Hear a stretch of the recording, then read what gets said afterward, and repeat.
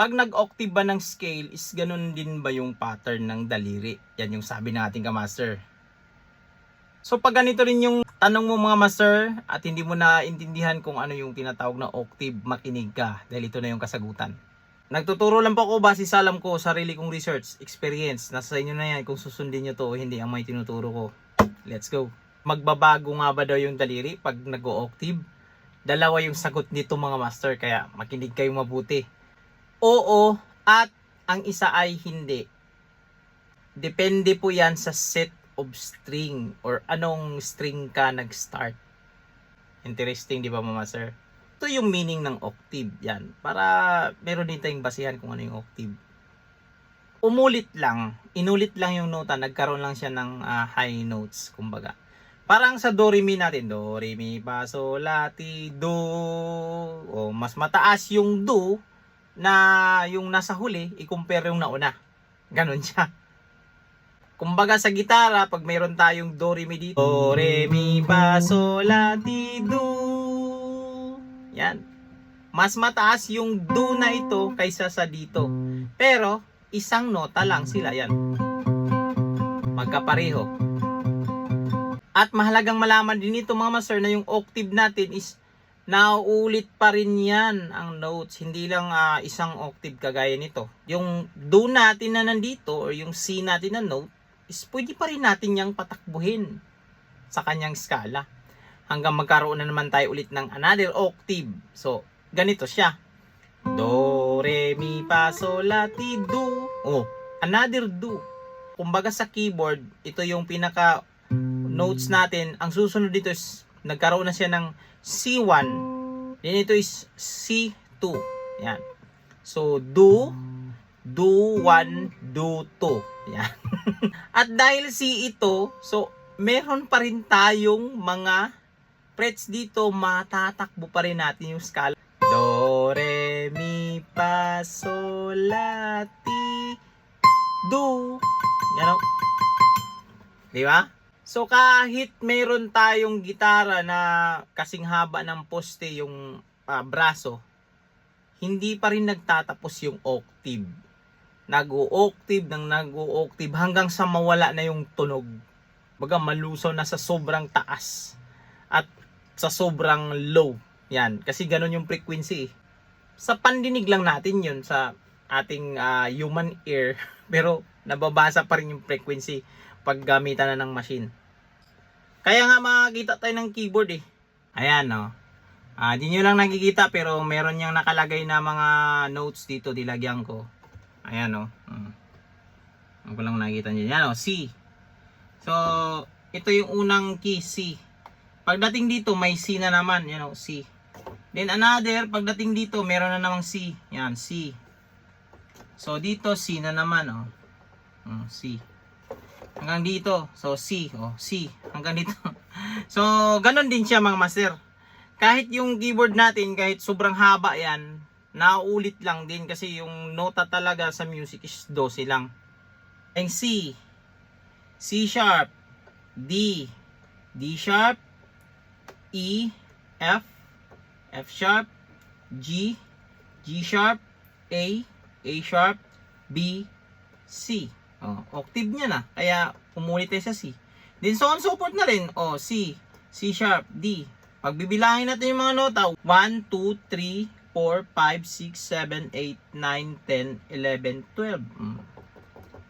Yun siya mga master. Sa gitara naman mga master, itong ating open string yan. Or pag nagtono tayo, meron tayong E, A, D, G, B, E. Yan. Same lang sila ng high E at yung low E natin. Yan. Kung napapansin nyo, dito may dalawang tuldok. Sa ating mga gitara, di ba? May mga dalawang tuldok. Kung wala mang tuldok dito, meron yan dito sa gilid. May mga indicator dyan. Kaya pagdating dito sa 12 fret, dalawang tuldok kasi octave. Inulit yung ating open na tunog ito. E. Tingnan natin. So open E. F, F sharp, G, G sharp, A, A sharp, B, C, C sharp, D, D sharp, E. magkakatunog sila. Ganon siya mga master. At pag electric guitar, di ba may nakikita kayong electric guitar na 24 frets at dalawang tuldok naman doon pagdating sa 24. So, ganon din yan. Umulit lang din sila. So, alam ko, clear na yan sa inyo, yung tinatawag na octave mga master. So, dito na tayo sa tanong ng ating kamaster. So, nag-iiba ba yung position pag nag-octave? Ang sinabi ko, dalawa yung sagot kasi ito yung una. Halimbawa, meron tayong C major scale. Dito natin gagawin sa A string yan. Third fret. Oh, ito, familiar na familiar to. So, pag C major scale dito, ang gagawin lang natin, halimbawa, set of string, i-access natin tong A string, number 5 na string, 4 at 3. Hanggang dyan lang yung ating C major scale. So, ganito ko ginagawa yung C major scale. Meron akong middle, pinky, yan, middle, pinky. Then, meron akong index dito sa D string, middle, pinky, at index, ring, pinky. Yan. So, meron akong C, D, E, F, G, A, B, C. Tandaan yung mga master kasi napaka-importante nitong shape na to kasi yun yung sabi natin ka master. So, shape natin is meron tayong, kumbaga sa finger pattern kasi meron din akong pattern ito 1, 2, 3, 4. So, meron akong 2, 4, yan, sa ating unang string. 2, 4. Then, baba tayo sa D string natin. 1, 2, 4. Then, baba ulit. 1, 3, 4. So, ito yung sinasabi kong hindi magbabago yung pattern ng daliri pag itong i-octave natin na string. Pag nandito, ilagay natin dito, yan. Oh. Ito, yan, dito sa 15th fret kasi octave lang din ito ng ating C. Yan. Same sila. Yan, oh.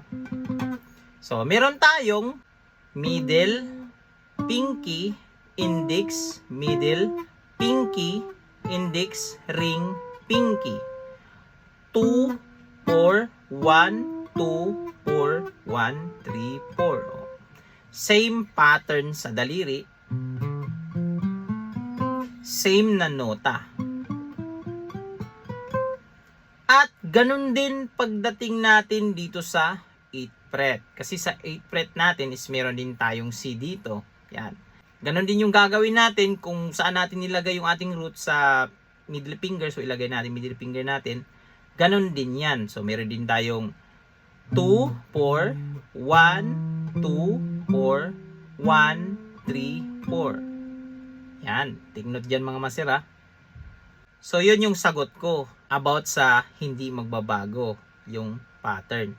Pero, pag ibahin natin yung set ng string.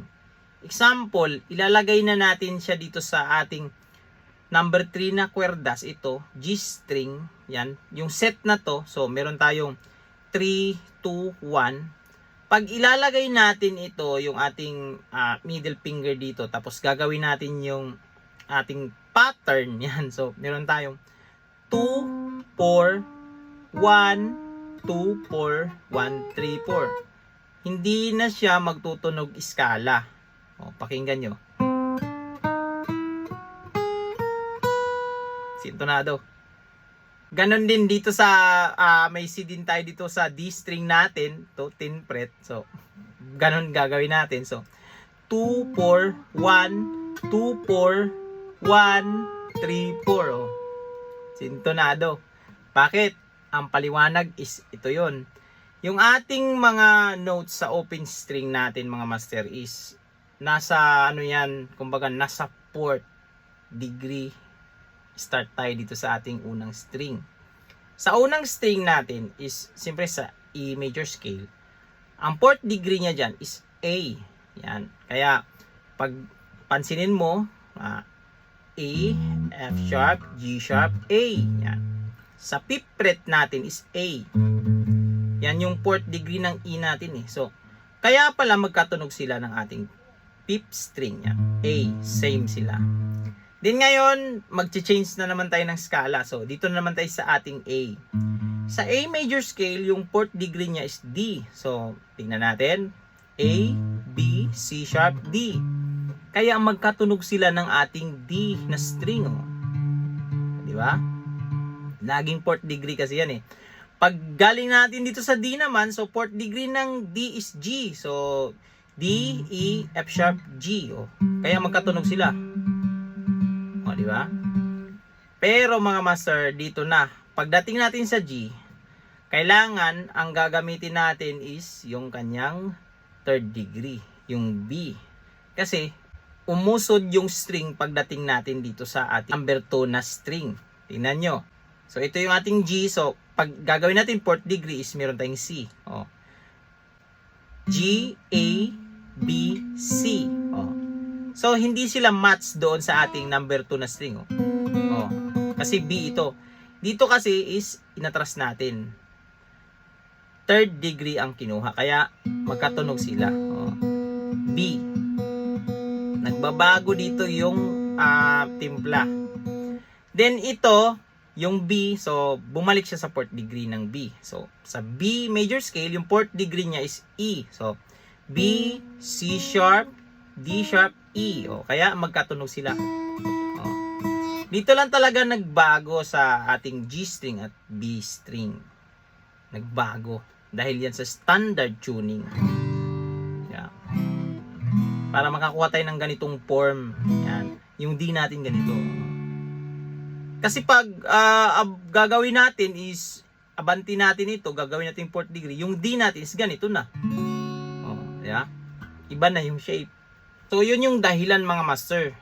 Nag-iba kasi yung arrangement ng string natin, lalo na dito sa G string natin at B string. Kaya magbabago yan. Kaya pagdating dito sa ating G string, kukunin na natin yung C major scale. Ganito na yung forma ng ating daliri. Meron tayong index, ring, index, middle, pinky, index, ring, pinky. Unlike dito kanina, meron tayong 2, 4, 1, 2, 4, 1, 3, 4. Yan. Pakinggan nyo mga master.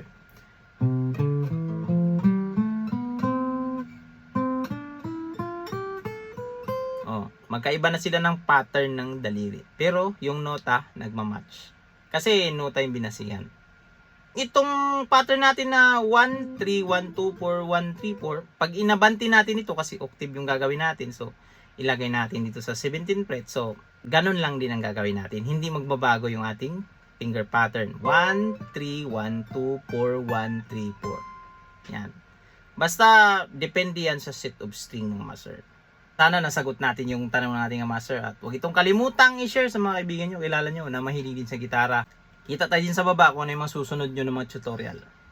God bless you all. Peace out.